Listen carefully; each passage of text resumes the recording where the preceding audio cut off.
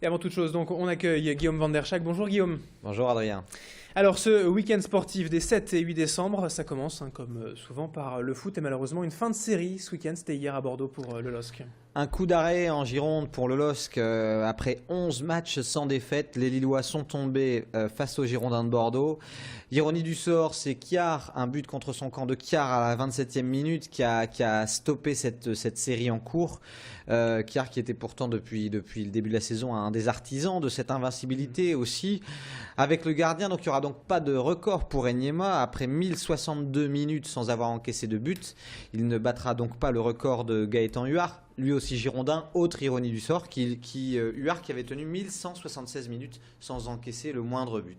Mais malgré tout, une très très belle série. C'est plus dans la forme que ça a posé souci, notamment à l'entraîneur lillois, René Girard, oui, puisqu'il a estimé qu'il y avait eu un non-match. Même le comportement de certains joueurs qui lui a déplu. Absolument, et je pense que pour la première fois de la saison, ça ne lui est pas arrivé depuis le début, mais pour la première fois de la saison, il a dû faire un gros coup de gueule dans les vestiaires. Je pense que les Lillois vont vouloir réagir lors de la prochaine journée. Et puis c'est le PSG, n'empêche, qui arrive dans 2 journées. Il faudra donc réagir pour les Lillois, toujours en football. L'autre club de la région Ligue 1, c'est Valenciennes qui est passé tout près. Valenciennes qui a mené quasiment tout le match rapidement au quart d'heure de jeu. Ils ont inscrit un but. Ils ont mené 1-0 jusqu'à 20 minutes de la fin du temps réglementaire. Et puis là, il y a eu une égalisation Guingamp-Pez. C'est un coup dur pour Valenciennes qui a plutôt fait un bon match, mais le président Jean-Raymond Legrand l'a dit, on va se battre jusqu'au bout, il y croit dur comme fer, et moi je commence à y croire aussi parce que si on regarde les 3-4 dernières journées, ils n'ont pas encaissé beaucoup de buts, et ils commencent doucement mais sûrement à retrouver un petit peu de fond de jeu, donc il suffirait vraiment d'enchaîner 2 bons résultats, et puis la mécanique pourrait bien repartir. Allez, on leur souhaite en tout cas. Côté amateur, on va dire, à l'opposé des professionnels, c'était le 8e tour de la Coupe de France aussi ce week-end. Une Coupe de France où seront présents lors des 32e de finale Saint-Amand-Croix et surtout Marc-en-Barœul qui sera carrément le petit poussé national de la compétition. Saint-Amand a gagné 5-2 face à Dinsheim, une équipe alsacienne, alors qu'ils étaient menés. Croix est allé gagner au Lila 1-0, mais ça a été long à se dessiner puisque ça a été après prolongation. Et surtout Marc, une équipe de PH qui sera au 32e de finale de cette Coupe de France. Imaginez là la possibilité de rencontrer une équipe de Ligue 1. La prochaine journée, le prochain tour de Coupe de France, ça pourrait carrément être une affiche du type Marc Monaco ou même Marc PSG. Ouais, ou le LOSC, ce serait un beau derby. Ou le LOSC, un super derby. En tout cas, on a hâte de savoir ce qui va en être et le tirage au sort, c'est ce soir à 19h. Alors Lens est passé aussi sans souci. En revanche, Dunkerque s'est fait éliminer, je crois. Dunkerque, Arras sont tombés, Boulogne est passé, Lens aussi est passé sans souci face à Nesle, une équipe de DH, 4-1. Donc ce sont aussi des équipes qu'on retrouvera lors du prochain tour. Tirage au sort, donc vous l'avez dit, ce soir à 19h, on suivra ça bien sûr de près. On enchaîne avec le cyclisme, un petit clin d'œil à Arnaud Tournant. Arnaud Tournant qu'on connaît bien, que j'avoue bien connaître puisque c'est le parrain du magazine Sprint. Arnaud Tournant qui tenait un record du monde du kilomètre départ arrêté.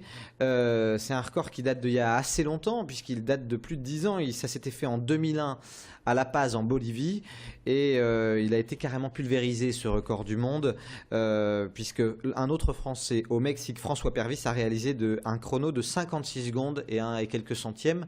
C'est vraiment une piste extrêmement rapide puisque avant que François Pervis ne batte le record d'Arnaud Tournant, il avait déjà été battu 2 fois lors de ces dernières 48 heures sur cette piste mexicaine qui est vraiment réputée extrêmement rapide. Ouais, donc au-delà de la performance qui pourrait expliquer que le record d'Arnaud Tournant soit tombé, il y a aussi la mécanique de la piste qui puisse expliquer ça. Absolument.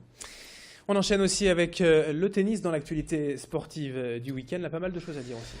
Oui, d'abord on va dire que c'est Alizé Cornet, la française, numéro 1 française depuis la retraite de Marion Bartoli. Alizé Cornet qui a remporté l'Open du Touquet, une victoire contre une autre française 6-4, 6-4 et contre une française qui s'appelle aussi Alizé Lim, qui est au passage aussi un espoir du tennis féminin français. Et puis un autre mot de tennis pour dire que Saint-Amand, qui évolue en 2e division, a battu ce week-end 6-0 Bondy à Bondy et du coup Saint-Amand sera en élite lors de la prochaine saison en élite et on en profite pour rappeler que le week-end prochain sur les cours de la Ligue des Flandres de tennis à Marc-en-Barœul, il y aura les phases finales des championnats de France de tennis par équipe où on va retrouver Lille, on va retrouver Denain et les gros cylindrés. Il y aura certainement Gilles Simon, Nicolas Mahut et plein de super raquettes françaises. Voilà. Allez, une petite minute, Guillaume, pour terminer l'actualité du week-end en bref.